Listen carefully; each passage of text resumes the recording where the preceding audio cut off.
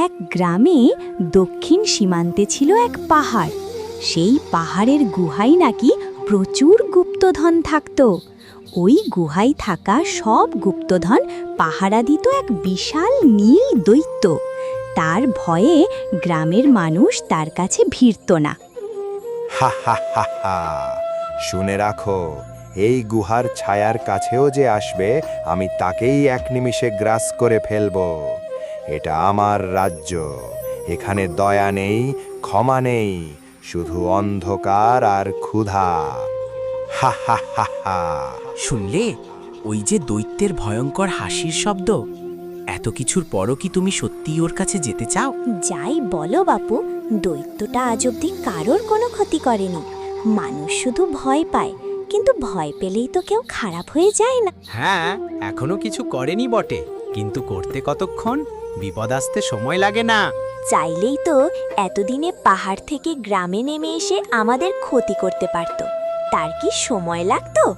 তা বলছি, আজ হঠাৎ ওই নীল দৈত্যের ব্যাপারে এত কথা বলছ? ভাবছি পাহাড়ে যাব। কেন, মরতে বুঝি? না গো না, কয়লা আনতে কয়লা? শুনেছি ওই নীল দৈত্যটা নাকি কয়লা খায়, এবার তোমাকে খাবে। সে দেখা যাক। শোনো শোনো বলছি, ওই মেয়ে মানুষের এত সাহস ভালো নয়, বুঝলা? এত সাহস ভালো নয়। রাগ করে না গো, রাগ করে না, দেখো আমার কিচ্ছু হবে না। শোনো, কাল সকালে তুমি দৈত্যের গুহায় যেও না, তার হাসির শব্দ শুনলে গা শিউরে ওঠে। যাই বলো, সে তো আজ পর্যন্ত কারো ক্ষতি করেনি। আমাদের ঘরে কয়লা নেই, আমি কাল যাবই। কিন্তু যদি কিছু হয়ে যায়? ভয় পেলে চলবে, সংসারের জন্য একটু সাহস তো দেখাতেই হবে। দৈত্য যদি খায় তাহলে দুজনকেই খাবে। তুমি একা গেলে আমি বাঁচবো কিভাবে? এই রকম কাজ কইরো না। পুরুষ মানুষ দেখলে যদি ওই দৈত্যটা হিংস্র হয়ে যায়, আমি একাই যাব। এই হলো তোমার স্বভাব, আমাকে সামনে যেতেও দাও না, পিছনেও দাঁড়াতে দাও না। এখান থেকে আমাদের পথ আলাদা। তুমি যাবে ওই মাঠের দিকে, আর আমি যাব ওই পাহাড়ের দিকে। শুনছো বউ, আর একটিবার ভেবে দেখো। আর আমায় পিছুটান বাড়িও না, আমাকে যেতে দাও। আমি ওই পাহাড়ের কাছেই যাব কয়লা আনতে। দৈত্য থাকলে থাকুক, আমি ভয় পাই না। যাও, আল্লাহ তোমার সাথে আছে, সাবধানে যাও। ভয় দেখালে চলবে না, আমি যাচ্ছি। দৈত্য থাকলেও মুখোমুখি হবেই। বাপ রে বাপ, এত কয়লা!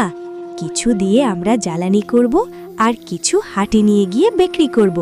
তাহলে ঘরও চলবে, পেটও চলবে। সোহাগের বউ কয়লা কুড়াতে লাগলো। গুহার পাশে সেই ভয়ঙ্কর দৈত্যটা ছিল। সোহাগের বউয়ের শব্দ শুনে সে হাউমাউ করে চলে এলো। দৈত্যটার রাগে শরীর কাঁপতেছিল। তারপর দৈত্যটা যা বলল।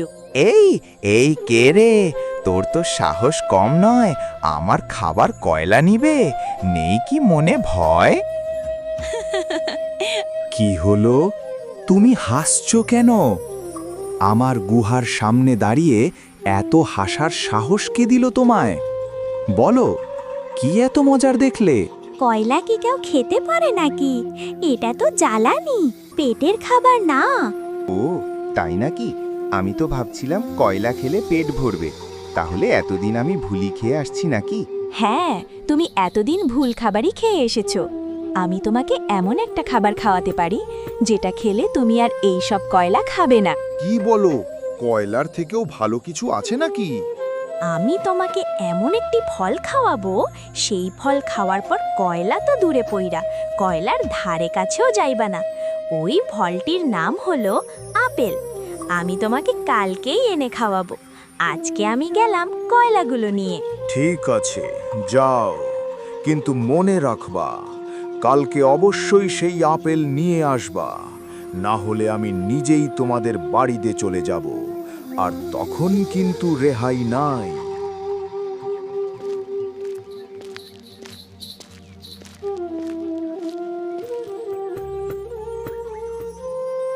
বউ, আজকে তো গেছিলা ওই গুহার দিকে, ওই দৈত্যটা কি বলল তোমারে? সে অনেক অদ্ভুত কথা বলল। কয়লা খাইতেছিল, আর আমারে জিজ্ঞেস করতেছিল আমি কে। তারপর তুমি কি বললা তাকে? আমি বললাম তুমি এসব কয়লা খাইও না, আমি তোমারে ভালো খাবার দিতে পারি। এই কথা শুনে দৈত্যটা কি করলো? সে থামল, তারপর বলল, কি খাবার? তারপর কি হলো? তারপর আমি বললাম, আপেল। তুমি আপেলের কথা বলছো? তারপর সে কি বলল? সে বলল, কালকে অবশ্যই আপেল নিয়ে আসবা, না হলে কিন্তু তোমাদের ছাড়বো না। ঠিক আছে, কালকে সাবধানে যাইবা, আমরা চিন্তা করে কাজ করব। তুমি সাবধানে থাইকো, আমি গেলাম। আর দুপুরে আইসা খাইয়া যাইও গা, আমার আসতে একটু দেরি হবে। আচ্ছা ঠিক আছে, তুমিও সাবধানে থেকো, দোয়া রইল তোমার জন্য বউ।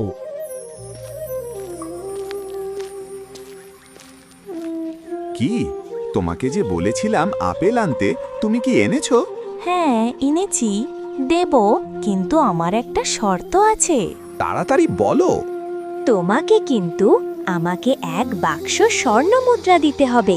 আচ্ছা দিচ্ছি, এটা আমার জন্য কোনো ব্যাপার না। তুমি আগে আপেলটা দাও, তাড়াতাড়ি দাও। না, তুমি আগে আমাকে স্বর্ণ মুদ্রা দাও, তারপর আমি আপেল দিব। আমরা দৈত্যরা কখনো কথার খেলাপ করি না। এই নাও তোমার স্বর্ণ মুদ্রা। সোহাগের বউ তো খুশিতে পাগল হয়ে যাওয়ার অবস্থা।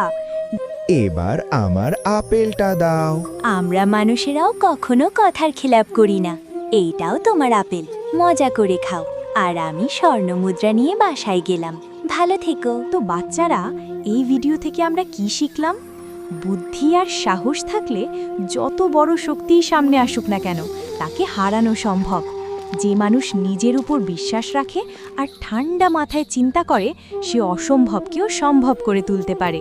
তো আজকে আমরা গেলাম, দেখা হবে আবার নতুন কোনো ভিডিওতে। ভালো থেকো।